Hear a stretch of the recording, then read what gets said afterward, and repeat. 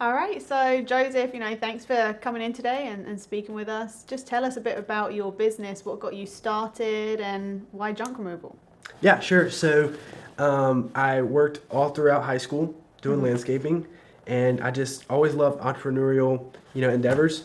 And senior year of high school, I ended up having a lady who was a landscaping client of mine ask me to haul some junk out of her house. Okay. And long story short, I ended up making about $1,200 in about 4 hours.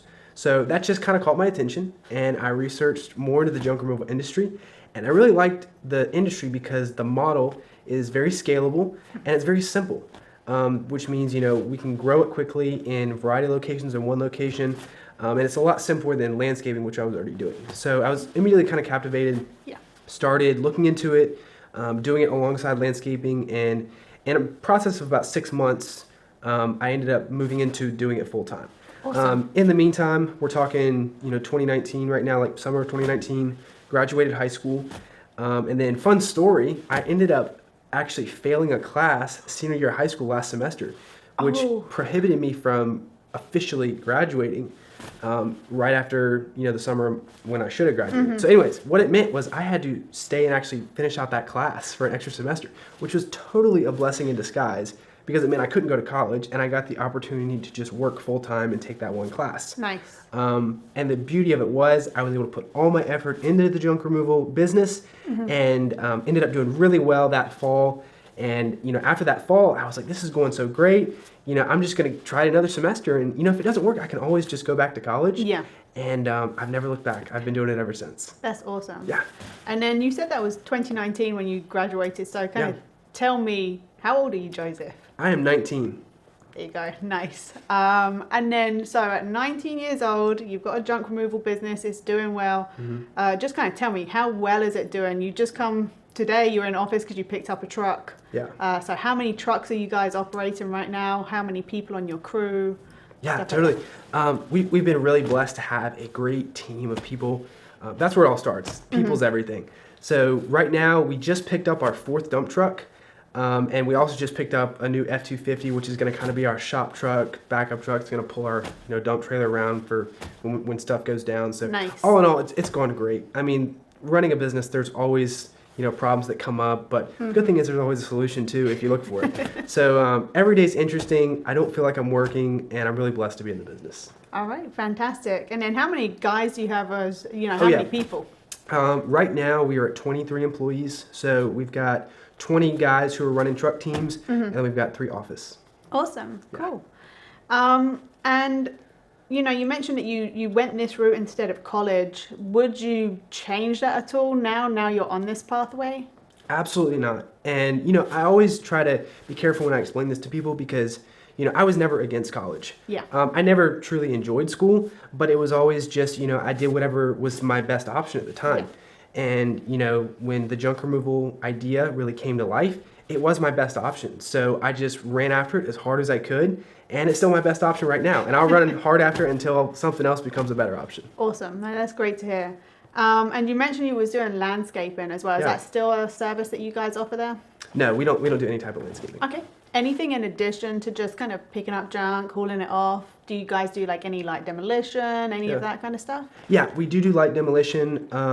We try to be careful with it because we don't want to ever put our guys in scenarios that are unsafe or they're not prepared for.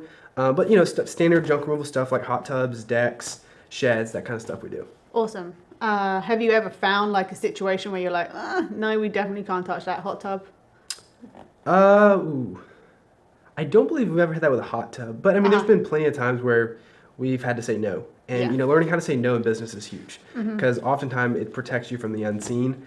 Knowing who you are and what your identity is, like, for example, knowing that we are a junk removal company. Yeah. We're not a full-service moving company. We're not a pressure washing company. We're not anything else. And sticking to that is huge. Yeah, for sure. And then you've been working with JRA on that marketing side of things. Yeah. I'll let you tell the story about the website side, how you and I kind of first touch base, if you want. Okay, so to everybody watching this, the first thing you need to know is Sophie's an absolute rock star.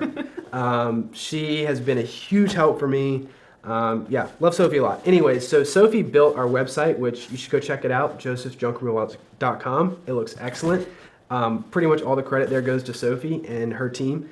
But anyways, Thank you. so we built the website with JRA. JRA also runs our Google Ads, and we just started recently using the call center a fair amount.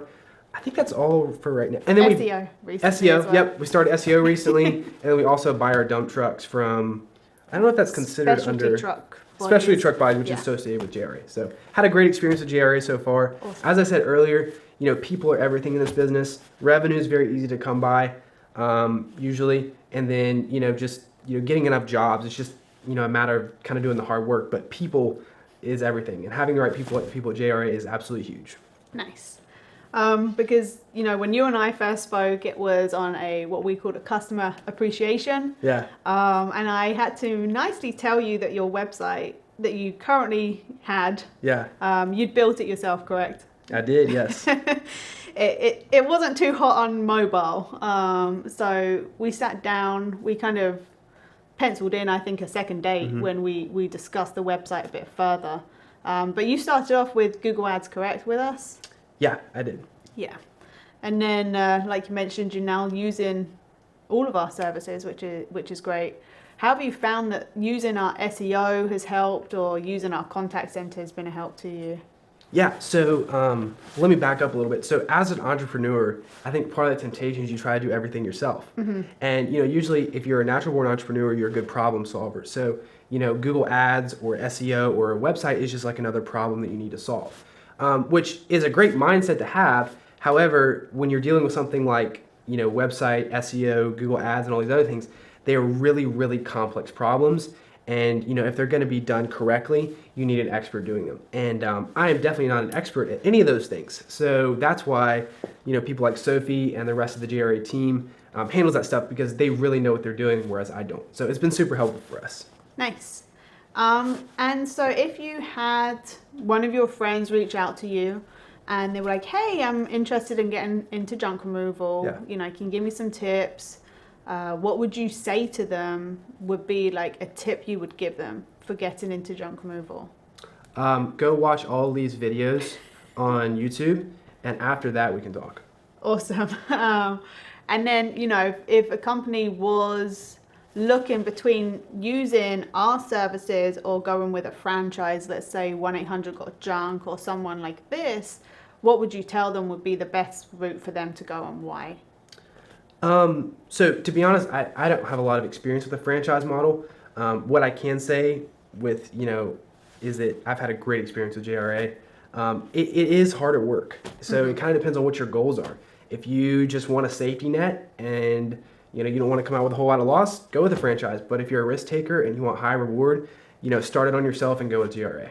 Awesome. And then, like you say, you've been adding those services as you've continued to grow yourself. Like the services that we offer here at JRA. Yeah. So you've been adding SEO, you've been adding the contact center recently.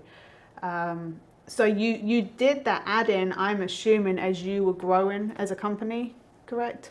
Yeah, it was kind of a combination of as needed and as realized I needed.